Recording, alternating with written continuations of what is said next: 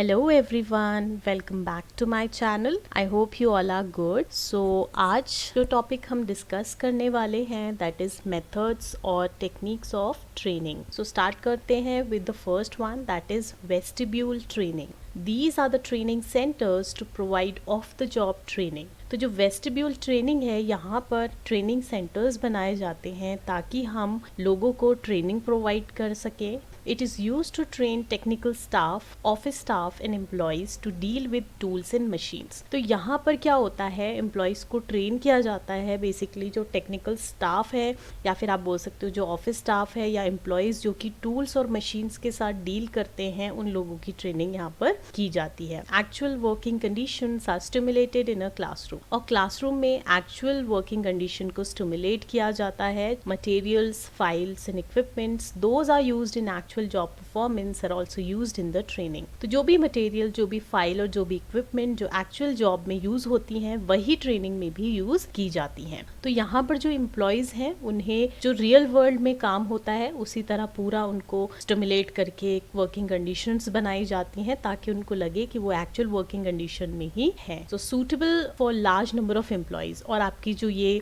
Vestibule training है वो कहाँ सूटेबल रहती है, जहाँ पर बहुत सारे एम्प्लॉयज को ट्रेनिंग देनी है तो वहाँ पर हम वेस्टिब्यूल ट्रेनिंग का यूज करते हैं. नेक्स्ट आती है एडवांटेजेस. तो क्या एडवांटेजेस हैं वेस्टिब्यूल ट्रेनिंग के? ये जहाँ पर हम बहुत सारे लोगों को ट्रेनिंग हमें प्रोवाइड करनी है वहाँ पर ये यूजफुल रहता है. यहाँ पे कोई भी डिस्टर्बेंस नहीं होती है और जो एक्सीडेंट है उसका कोई भी रिस्क यहाँ पर नहीं होता. डिसएडवांटेजेस क्या है इस मेथड के कि ये बहुत ज़्यादा एक्सपेंसिव मेथड है क्योंकि यहाँ पर हम मशीन्स और जो टूल्स हैं एक्चुअल वर्किंग इन्वायरमेंट के हिसाब से ही यूज़ कर रहे हैं. और ये एक आर्टिफिशियल मेथड है जहाँ पर हम सारी चीज़ें जो है स्टिमुलेट कर रहे हैं एक्चुअल वर्किंग कंडीशन की तरह ही. तो एक आर्टिफिशियल एनवायरनमेंट को यहाँ पे क्रिएट किया जाता है जो कि एक डिसएडवांटेज है क्योंकि यहाँ पर लोग आर्टिफिशियल वर्किंग एनवायरनमेंट में काम करना सीख रहे हैं ना कि रियल वर्किंग एनवायरनमेंट में. सो नेक्स्ट आती है आपकी in basket technique. So it is an interactive simulation in which learners analyse information and make decisions on issues given in the information. तो इन बास्केट टेक्निक क्या है? ये एक interactive simulation है जहाँ पर जो लर्नर्स होते हैं वो इंफॉर्मेशन को पहले एनालाइज करते हैं और उसके बाद उसके बेसिस पे डिसीजन लिए जाते हैं. ठीक है. So it provides trainees with a log of written text और information and request such as memos, messages and reports which could be handled by manager,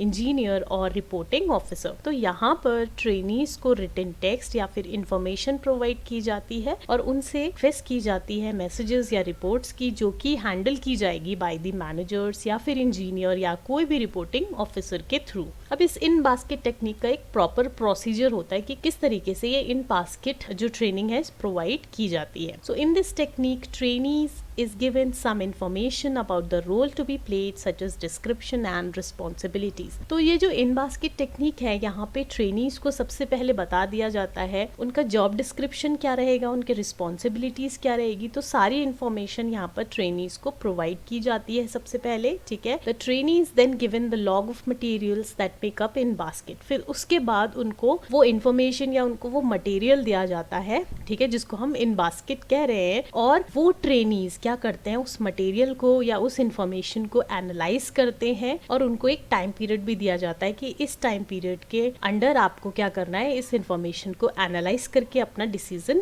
provide करना है. To all the trainees complete in basket a decision with the trainer take place. अब जैसे ही सारे trainees in basket को complete करते हैं तो एक डिस्कशन होता है ट्रेनर के साथ. ठीक है. In this discussion the trainee describe the justification for the decision taken. अब इस डिस्कशन में जो ट्रेनर के साथ हो रहा है यहाँ पर क्या होता है, जो ट्रेनीज हैं उन्होंने जो भी डिसीजन लिया उस इन्फॉर्मेशन पे बेस्ड वो उसका जस्टिफिकेशन देते हैं कि अगर हमने डिसीजन लिया है तो इसके पीछे क्या रीजन है. फिर उसके बाद जो ट्रेनर है वो ट्रेनीज को फीडबैक प्रोवाइड करता है. जो भी डिसीजन उन्होंने लिया है उसके बेसिस पे उन्हें फीडबैक प्रोवाइड करता है. तो जब हम इन बास्केट टेक्निक को यूज करते हैं ट्रेनिंग के लिए तो वहाँ पर जो आपके ट्रेनीज हैं उनकी डिसीजन मेकिंग स्किल्स, उनकी स्ट्रैटेजिक नॉलेज एनहांस होती है, उनकी कम्युनिकेशन और इंटरपर्सनल इंटरपर्सनल स्किल्स इंप्रूव होती है, उनकी नॉलेज स्किल्स में भी इम्प्रूवमेंट आता है। तो ये सारी चीज़ें इंप्रूव होती हैं एक ट्रेनी की जब हम इन बास्केट टेक्निक को यूज़ करते हैं। क्या एडवांटेजेस हैं आपके इन बास्केट टेक्निक के? तो यहाँ पर स्किल डेवलपमेंट होता है, जितने भी ट्रेनीज हैं उनको प्रॉब्लम सॉल्विंग स्किल्स उनके अंदर एनहांस होती है, उनको ऑर्गेनाइजिंग आती है, उनको प्लान करना आता है कि किस तरीके से वो प्लान कर सकते हैं, टाइम मैनेजमेंट स्किल्स उनके अंदर डेवलप होती हैं।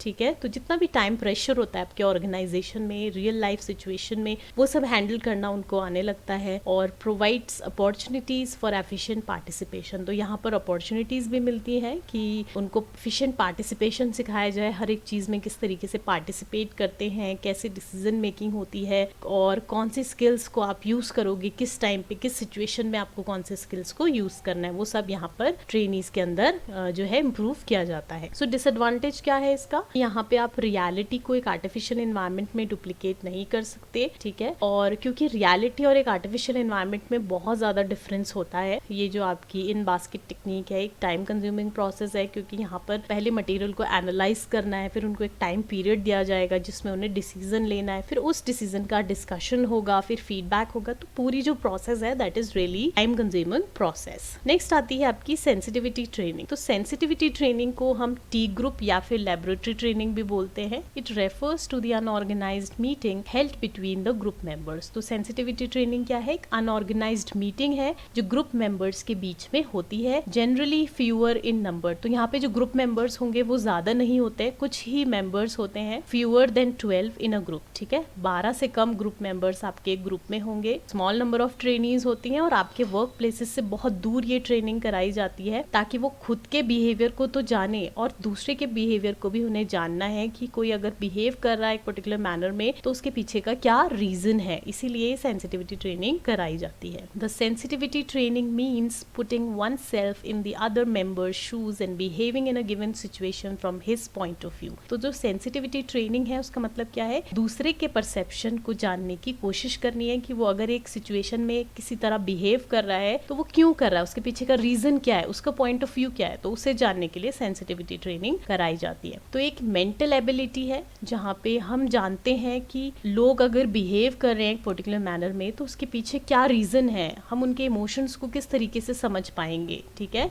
Eight the same time being able to manage one's own behaviour and impulses. यहाँ पर हम सबसे पहले अपने बिहेवियर को जानेंगे और साथ साथ हम दूसरे के इमोशंस, दूसरे के बिहेवियर को भी यहाँ पर जानने की कोशिश करते हैं। In a meeting there is a passive leader. तो जो ये अनऑर्गेनाइज मीटिंग होती है सेंसिटिविटी ट्रेनिंग के अंदर, यहाँ पे एक पैसिव लीडर होता है जो एक सेफ साइकोलॉजिकल एटमोसफेयर बनाने की कोशिश करता है जहाँ पे जो सारे मेंबर्स हैं वो फ्री होते हैं। So they are basically free to share whatever is in their mind. जो भी उनके माइंड में है वो आराम से यहाँ पर शेयर कर सकते हैं क्योंकि उनको इतना फ्रीडम होता है कि अपने व्यू पॉइंट्स को वो आराम से आपस में शेयर कर सकते हैं अपने ग्रुप मेंबर्स के साथ। सो 3 स्टेप्स होते हैं सेंसिटिविटी ट्रेनिंग प्रोग्राम के अंदर। First one is unfreezing the old values. So the group members should keep their old beliefs और perception about the other members aside and motivate them to speak freely. तो यहाँ पे जो group members होते हैं उनका जो भी परसेप्शन है दूसरे मेंबर्स के लिए तो उसको वो क्या कर सकते हैं, उसको उन्हें चेंज करना है और उन्हें मोटिवेट करना है उन मेंबर्स को कि वो आराम से अपने पॉइंट ऑफ व्यू को एक्सप्रेस करें जो भी उनके माइंड के अंदर है।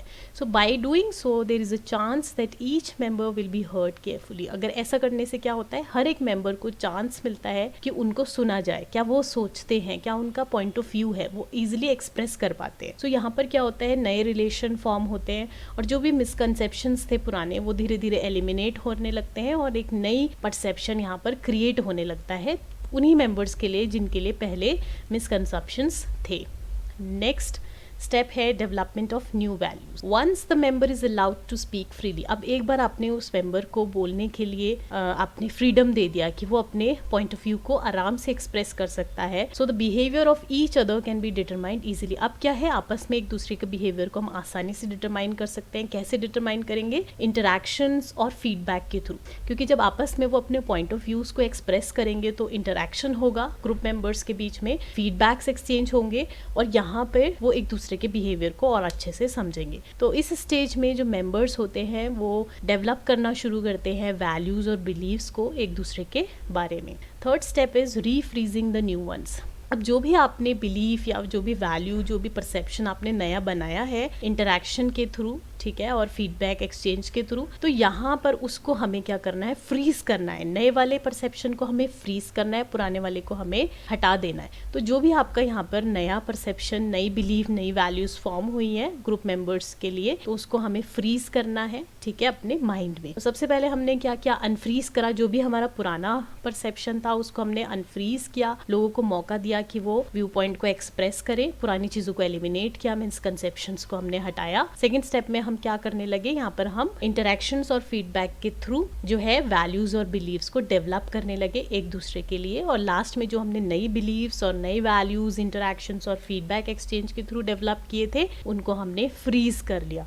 तो ये 3 पॉइंट है जिसके through sensitivity training programme conduct किया जाता है। So the success of sensitivity training depends on how the trainees get an opportunity to practise their new behaviours at their work place. तो सेंसिटिविटी ट्रेनिंग कब successful होगी, जब जो trainees ने सीखा है कि किस तरीके से दूसरे लोग बिहेव करते हैं, कैसे हमें उनसे इंटरेक्शन करना है, तो जो भी उन्होंने ट्रेनिंग के टाइम पे सीखा है उन्हें उसको अप्लाई करना आना चाहिए अपने वर्क प्लेस पे, तभी ये सेंसिटिविटी ट्रेनिंग सक्सेसफुल रहेगी। Under the sensitivity training each member is allowed to speak freely whatever he feels about the other members or the working condition। तो सेंसिटिविटी ट्रेनिंग के अंदर क्या होता है, हर एक मेंबर को फ्रीडम होता है कि वो अपने व्यू पॉइंट्स को एक्सप्रेस कर सके, जो भी वो एक्सप्रेस करना चाह रहा है about his working condition he will be able to express, ठीक है। तो ऑब्जेक्टिव क्या है सेंसिटिविटी ट्रेनिंग का, कि यहाँ पर हर एक मेंबर जो है वो अपने बिहेवियर को तो जानता ही है और दूसरों को भी साथ साथ परसीव करता है। तो ये थी हमारी 3 टाइप की ट्रेनिंग, जहाँ पर हमने बात की वेस्टिब्यूल ट्रेनिंग की, देन उसके advantages, disadvantages, then in basket technique, उसका procedure, and last one was sensitivity training, जहाँ पे हमने 3 स्टेप्स की बात की सेंसिटिविटी ट्रेनिंग प्रोग्राम की। First one was unfreezing the old values, then new values का development, and then refreezing the new ones. सो ये था हमारा आज का टॉपिक। आई होप आप सभी को समझ आया होगा। अगर वीडियो अच्छी लगी हो तो लाइक, शेयर और प्लीज सब्सक्राइब कीजिएगा। मिलते हैं नेक्स्ट वीडियो में नई टॉपिक के साथ। Thank you so much.